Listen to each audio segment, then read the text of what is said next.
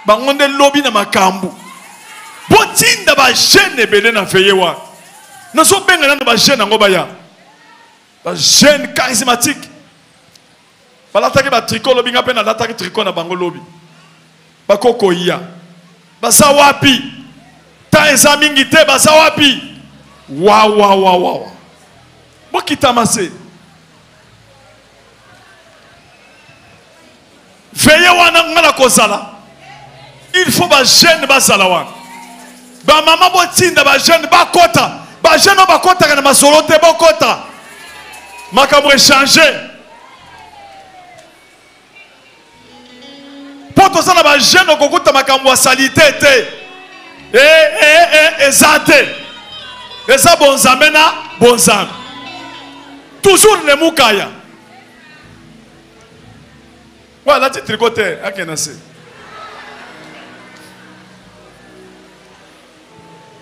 Zadawana na suka, boza na suka kuna. Boko tawate. Boba sana tricot baya. Bino boza na wana. Bobo ko yako baby sa.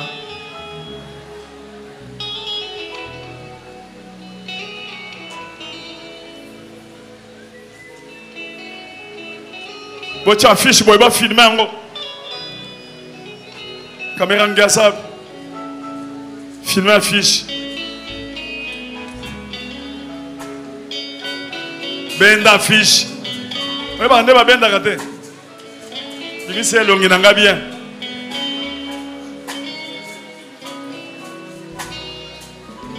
Ça va.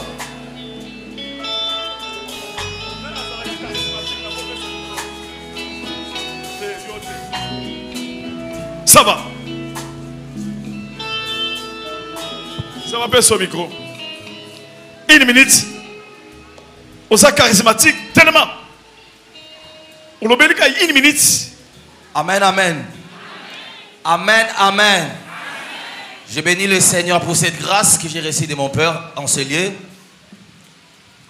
Alors j'aimerais tout simplement nous dire que une minute seulement, 2 minutes seulement. Que ce programme, c'est un programme prophétique. Nous allons vivre un moment prophétique. Alors voilà pourquoi nous invitons tous les jeunes de se présenter les 12 mains. Les 12 mains, c'est un moment surnaturel. Et le Dieu de notre Père va se manifester. J'aimerais dire à quelqu'un, il a fallu juste une nuit à Jacob pour être appelé Israël. Je pensais que l'église va dire Amen. Je continue pour dire que pour cette nuit, nous allons vivre le surnaturel au nom de Jésus. Que le Dieu des cieux nous bénisse. Et le Dieu de notre Père sera au rendez-vous. Amen. Une minute encore, tu peux continuer. Alors avec notre thème, c'est Ephrata, ouvre-toi. Dans le verset, vous allez comprendre que lorsque la personne qui était sourde raconte Jésus, la Bible dit Jésus n'a pas parlé à son état. Pendant que la personne était dans un état de surdité, Jésus-Christ n'a pas parlé à son état. Par contre, Jésus-Christ, il a tout simplement soupiré pour dire Ephrata, ouvre-toi. Parce qu'en réalité, tout cela dépendait de l'ouverture du ciel. J'aimerais dire à quelqu'un que cette nuit des 12 mois, le ciel sera fortement ouvert. Et la grâce de Dieu descendra au nom de Jésus. Écoutez, Jésus ne peut jamais commencer son ministère sans que le ciel s'ouvre. Voilà pourquoi, ce jour-là, le ciel s'est ouvert.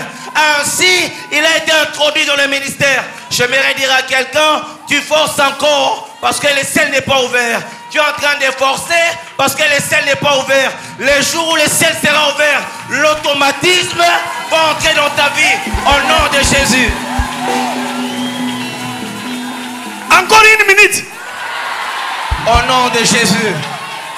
Est-ce que quelqu'un peut me dire Amen? Amen. Le Dieu de notre Père n'a pas besoin de temps, n'a pas besoin de saisons. Quelles que soient les saisons que tu es en train de passer, j'aimerais dire à quelqu'un, même si la mer se présente au devant de toi, Ephrata, ouvre-toi, la mer va se déchirer au nom de Jésus. Encore 30 secondes.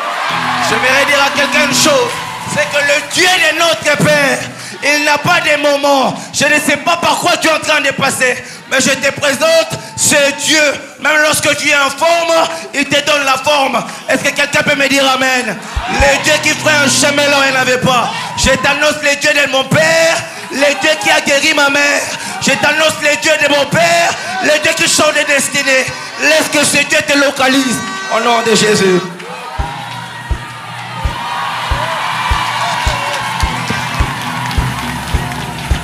C'est bon, on a eu.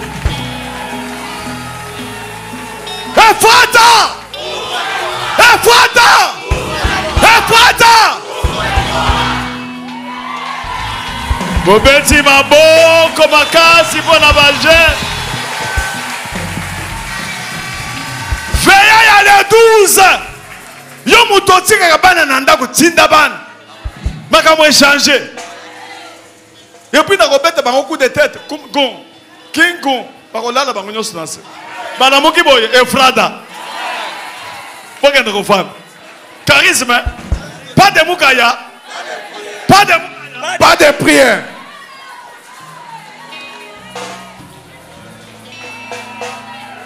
Betana moninga maboko na matoi na yewana.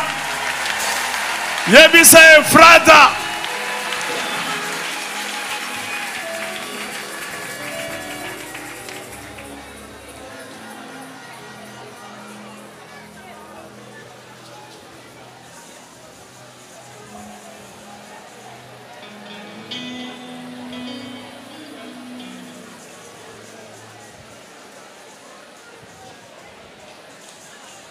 Ça va. Tokomi Nasuka. Wana baby singa ki soliste na biso ba présenter ki yote yakawa. Azamo na bandi na biso kala. Yakanoki. Abeta kidar bass. Na solo. Abeta nini? Solo. Wow.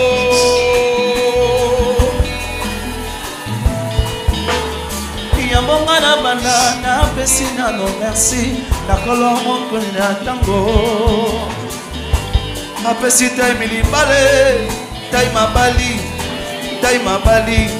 abali suzi taima bali wapi mwasi na ye abali suzi taima bali oye ye oyo ye wana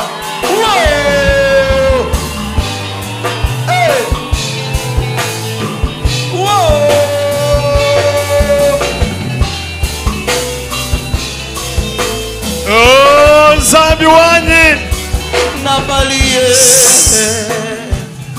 Esengo makasi Bana oyo na bandi na bango bana mike. Je commençais avec ces enfants, ils étaient encore tout petits. Na Mutonkole. Depuis Mutonkole. Yope koya.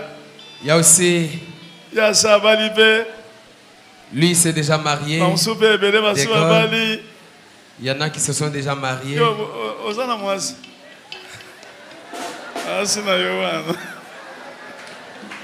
Alléluia.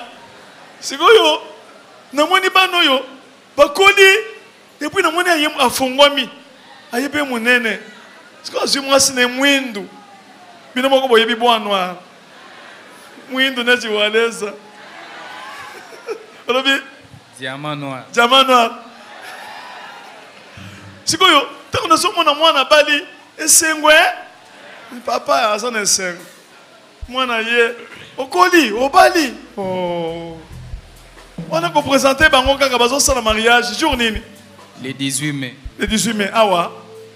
Ah, bénédiction. Bénédiction awa. Oso pe simbongo nyos. Tout. Au salle pe civil. Déjà. Tikali kaka. Etikaka ba pambola biso. Muga eza kaka. Eza. Ka. Ezalaka. Une minute kaka ya kida po bango bakende. Wow. Mama. Tambola madame. Taima bali.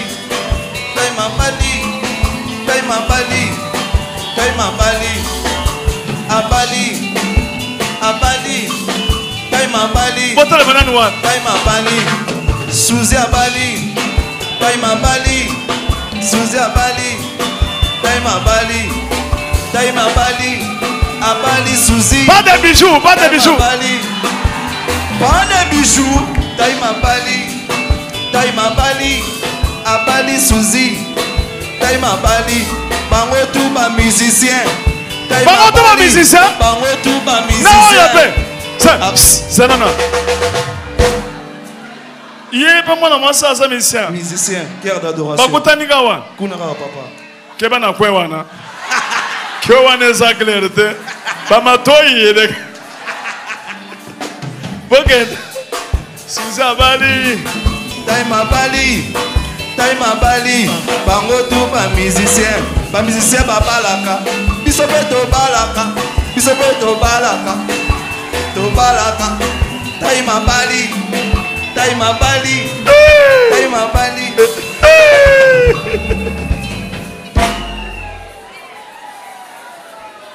Nous avons déclaré une parole de bénédiction. Je déclare une parole de bénédiction pour mes musiciens, garçons comme les filles. Recevez le mariage en désordre.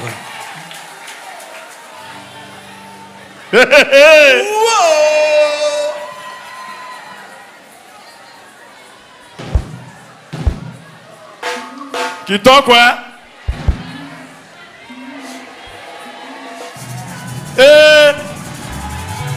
Yoko so mobali ya bien. Mobali yango déranger yote.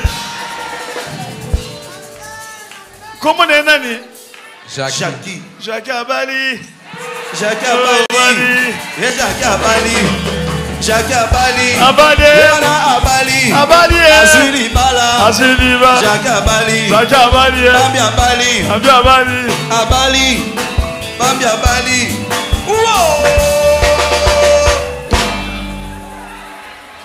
Keba na mobali akoya kobala Jackie. Asa mobali bien. Et puis na yebi ka kuruteka pas ensemble. Oyo sa mwana malamu gentil. Oyembaka destin mané.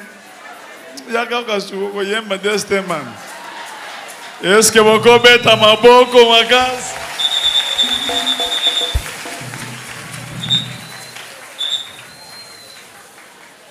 Ça va. Sikoyo, tozo beta maboko pour nos frères. Boko longola kitunga oyo. L'homme mwamba.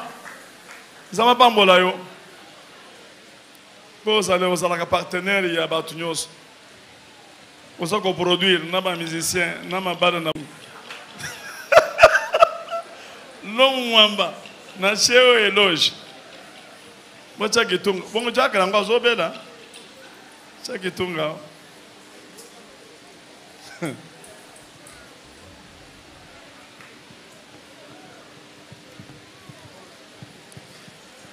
Si on a besoin d'offrande, aux années na $50, $100, yakocha na kitunga, pe $50, yakocha na kitunga, noki noki, okoya kocha au nom de Jésus-Christ. Merci maman Gambela, merci pasteur Chofo, pasteur Chofo. Merci frère Oso Koli, Nicolas Yokoli, hein. Merci l'homme de Dieu. Merci pour la bénédiction. Ouh. Merci maman. Annie Walesa. Vous êtes allé mon modèle. Merci maman. Sois béni. Merci papi Kakol. Hey. Alors tu me la main sur Dieu Djembel Djembel. Merci maman. Kakol. Je ne sais pas si je suis poto atindele ngai lamba lobi père okobeta wenga bikakolo oyo te père oh benza boro oyo ngabi kakolo kakolo oyo bakobimisa nga na réseaux sociaux.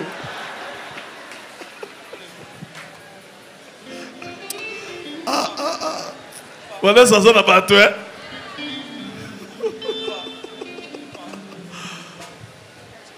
Merci, l'homme de Dieu. Très charismatique. Merci. Ingénieur. Aux ans 50, 30, 20, 20. Au soukina 20. Boya gocha. Toko 5 10 après. 20, 30, 40. Merci, Bassad Nazambe. Ingénieur. Merci. Merci, honorable. Merci. Merci, Kavala. Merci, papa. Kavala. Merci, merci, mon général. C'est ça. Ah. Il a comment payer les gars. Bomba, on se souvient de Bossani Yogo. Bon, c'est là. Merci, Denis. Denis. Yo, yebi.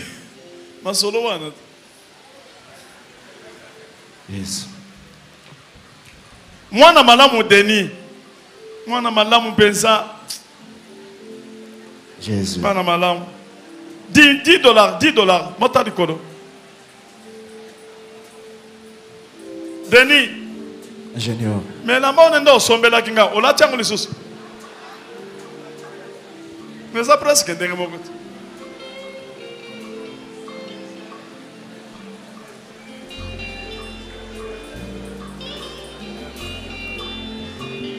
Est-ce que quelqu'un peut mettre la guest mané? Mais il y a qu'à guest mané.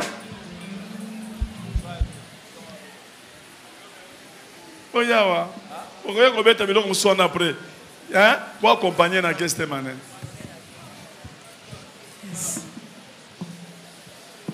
Dans le but $10, il y a qu'à coacher na kitunga. Yo mutosaki na 20 banda ko bomba 10 hein. Ozui. Merci.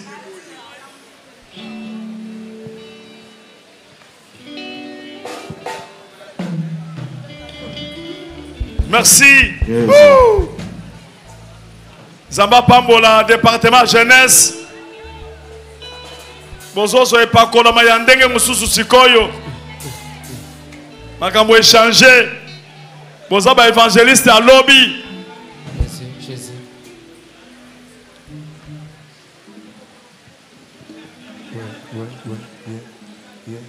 Ok. Dauphin Gadjai. Tant beaucoup de temps, yo.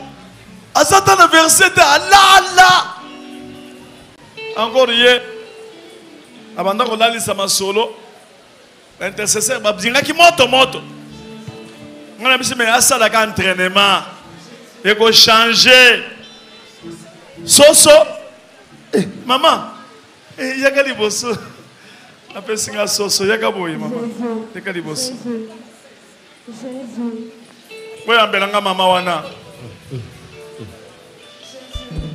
Maman mokolo boya tindenga soso.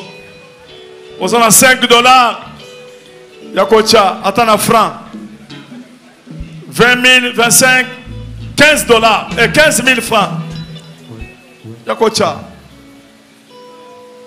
Oh maman, tellement maman.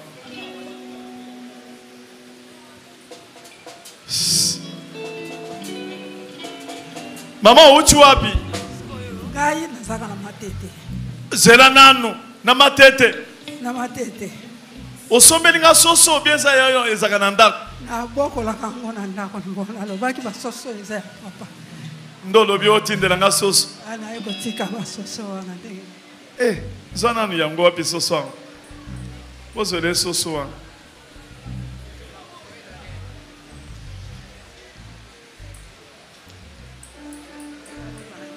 Les amis balais. Les amis balais ya PMB. Ah, merci, hein? Merci, maman. Merci.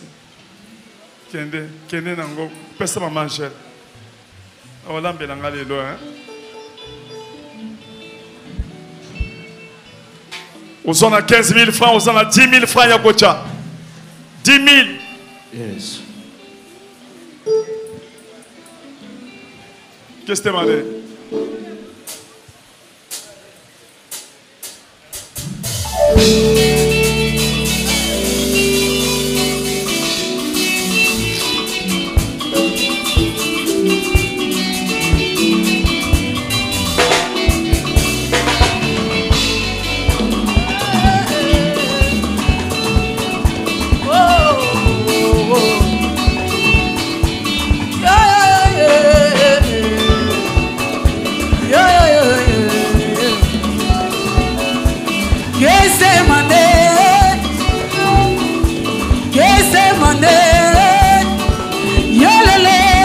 Gethsemane Gethsemane Zambiwani Yolele Gethsemane Gethsemane Yolele Gethsemane Nazilo biko na Gethsemane Nazili bala malonga na Gethsemane Nazimo bala malonga na Gethsemane Nazili bala Uji wambaki mutu wenzayo Yesu tiji wambaki chitezekayo Gethsemane Yolele Gethsemane Kulumawani wakati fina kumwana wa muko Wakufile izamwa Wakusungila mwayi wani meme Wakati fila kumwana wa muko Zambi munena mula Kamuiwa muchi mucha magana zambi wakamunyi walesa Tumuwakala luidi kai izamwa Kamuiwa muchi mucha magana zambi wanzeba Tumuwakala modela kai izamwa Lelo ungandi ngende mwala pala mulubwa Gethsemane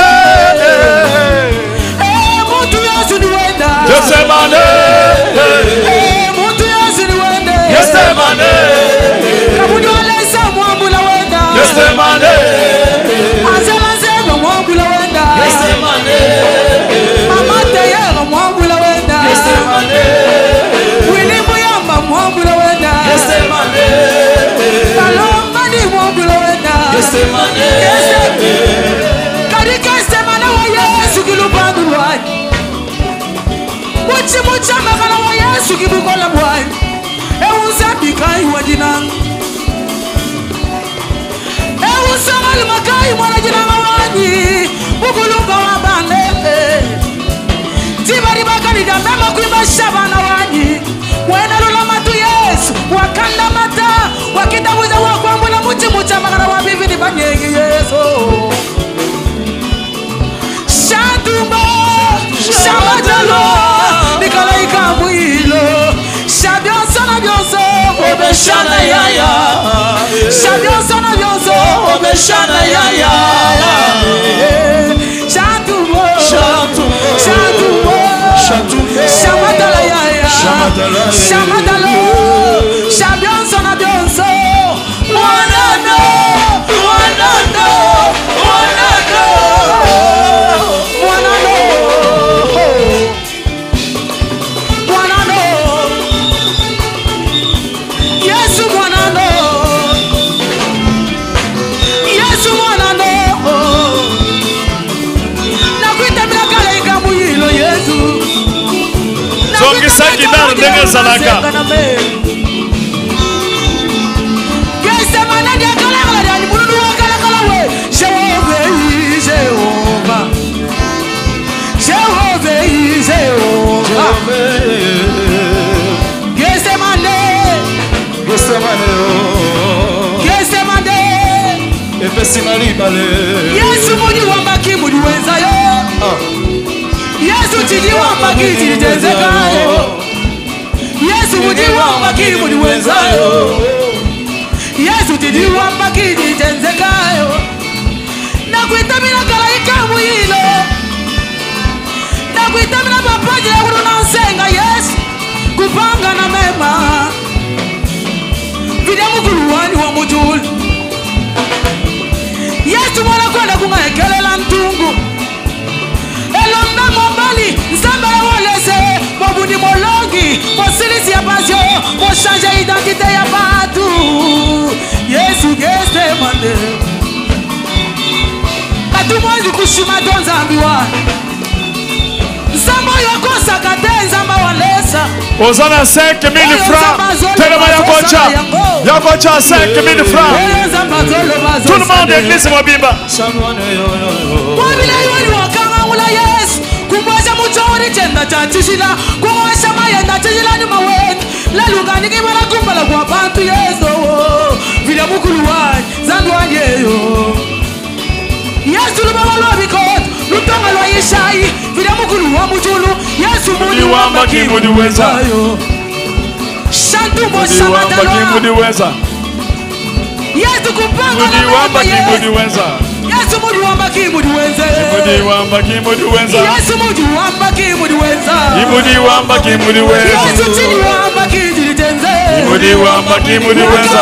Sala yeni ambula mwana. Kimudi wamba kimudi wenza. Mwana yeni ambula mwana. Kimudi wamba kimudi wenza. Ambula mwana bobukola bwe banzambi. Kimudi wamba kimudi wenza. Imanje kupangira bwalu mfumu wanyo. Kimudi wamba kimudi wenza.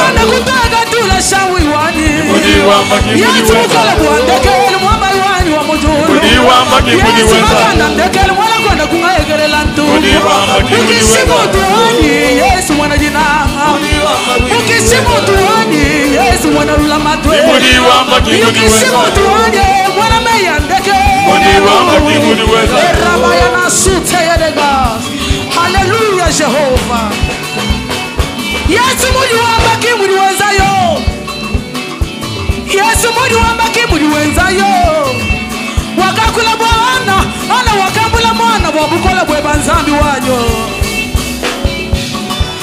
Wakakula bwana. Boyono kinoki lekisa batu noki. Batu basaye bele, yakanoki. Wakakula bwana walesa wakambula bana papa wanyeyo. Kwakula kwa bangushila ngani kwa bantu Yesu. Oyo zolo maozoko kisa yango shama.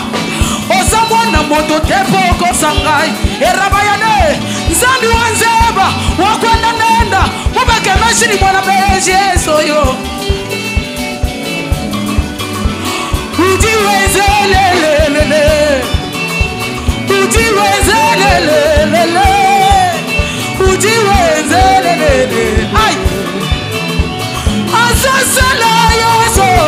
Azasale. Azasala Yesu.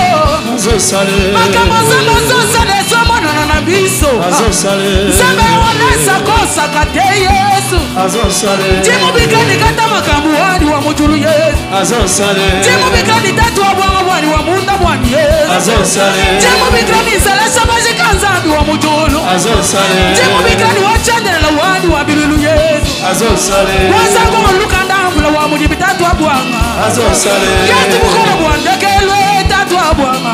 Azasale. Yesu makanda ndekelwe tatu wa bwana. Azasale. Wana konde kungayekela la tuku mulunda wani. Azasale. Yesu akusila bana bani Yesu wakuta wabibanga. Azasale. Yesu mukola bwandekelwe shabu iwani. Azasale. Yesu mumakemesi ni mwana mezi mwamba iwani.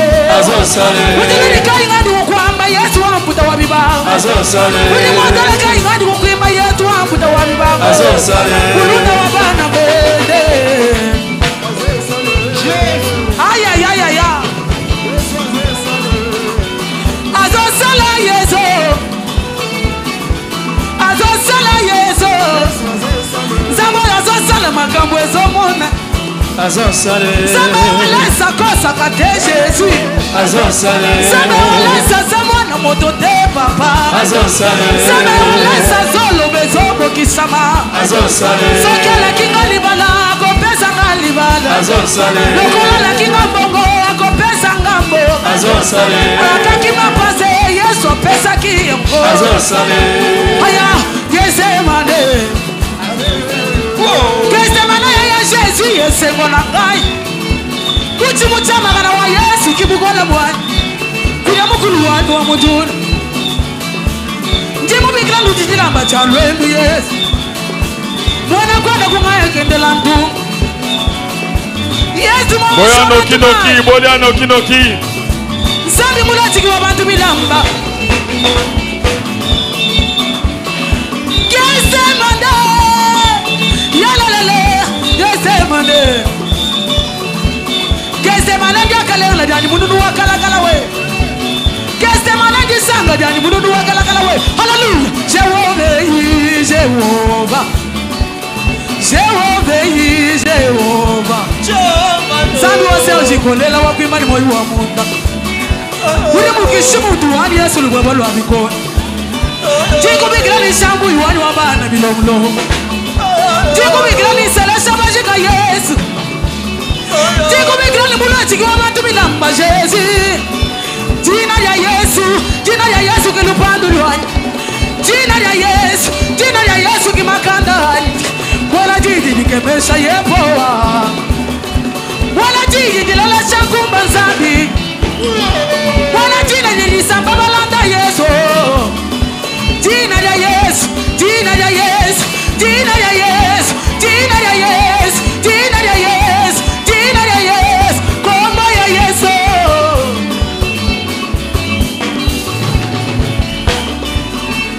Biblia lobi